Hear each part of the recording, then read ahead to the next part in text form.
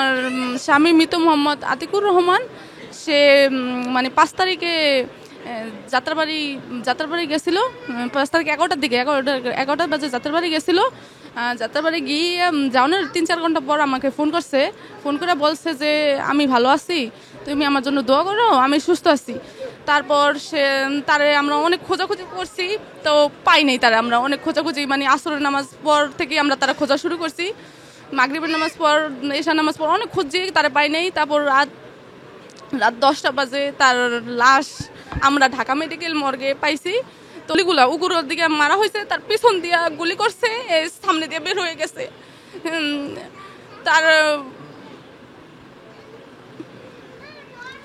তারা এই যে বাচ্চা দুইটা আছে, মানে তাদের ভবিষ্যৎ একদম শেষ করে দিয়ে গেছে। তো আমি চাই যে তার মানে যারা গুলি করছে পুলিশ বাহিনী, এবং যারাই গুলি করছে পুলিশ বাহিনী হোক বা পুলিশ বাহিনীর ভিতরে ঢুকা ছাত্রলীগের ছেলেরা হোক, যারাই হোক, আমি চাই তাদের কঠিন থেকে কঠিনতম শাস্তি হোক। আর আমি খুনি শেখ হাসিনার শাস্তি চাই, তার মানে তার কঠোর শাস্তি চাই আমি। আমার হাজবেন্ডের ডান পাশের গুলি লেগেছিল, আর ডান হাতে 2টা আর বাম পায়ে 1টা, 4টা গুলি আমার স্বামীর গায়ে লাগছিল। আমার স্বামী চিকিৎসা পাওয়ার সুযোগও পায়নি। আমার হাজবেন্ড রিক্সা চালাইতো, কর্ম করতো রিক্সা চালাইয়া। এই হত্যার আমি বিচার চাই, যারা যারা এর সাথে জড়িত আছেন তাদের বিচার করেন।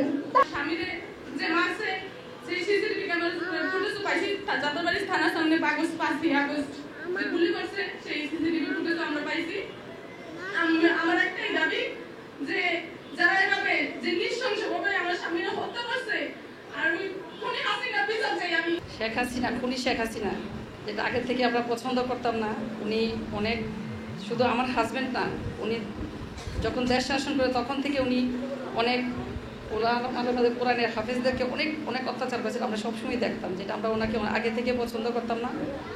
যে কারণে আমার হাজব্যান্ড প্রবাস থেকে আসার পরেও ওনার এই আন্দোলনে শরিক হয়ে উনি শহীদ হয়েছে। ঠিক আছে, আমি ধরে রাখতে পারি না ওনাকে, যাক ওনারও বিচার চাই। আমার স্বামী পুলিশের গুলিতে নিহত হয়েছে।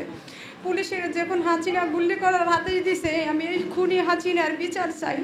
আমার ভাইকে যখন গুলি করা হয় তখন ওর সেকেন্ডারি ব্রেন মানে মস্তিষ্ক ভেদ করে চলে যায় আর কি।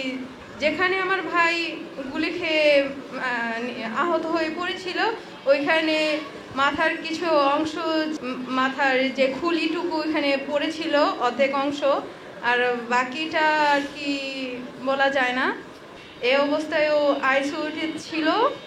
গত 17 জুলাই ও আহত হয়, আর 18 জুলাই ও 6:30 নাগাদ আর কি মারা যায়। আমি আমার পরিবারে শুধু আমি আমার মাই আর কি আছি। তো এই অবস্থায় এখন আমরা বলতে গেলে পুরো নিঃস্ব। আমার বাবা গত 2.5 মাস আগে মারা গেছে। আমার বাবা মারা যাওয়ার 2 মাস 4 দিনের সময় আমার ভাইটা আর কি মারা যায়। তো এই অবস্থায় আমরা একদমই নিঃস্ব। তো আমরা এর সুস্থ তদন্ত চাই, সুস্থ তদন্ত করে যেন এর সুবিচার যেন আমাদেরকে পাইয়ে দেওয়া হয়। আমনগর রোহান আর মার কাছে ফোন দিছে যে আমনগর রোহানে গুলি বিধ্বস্ত হয়ে গেছে। আমরা মিটপুরে আসে না, আমরা মিটপুর লিয়ে যাই। হ্যাঁ না গিয়ে দেখে সিগারেটের ভিতরে আমার ছেলের লাশ শুয়ে রাখছে।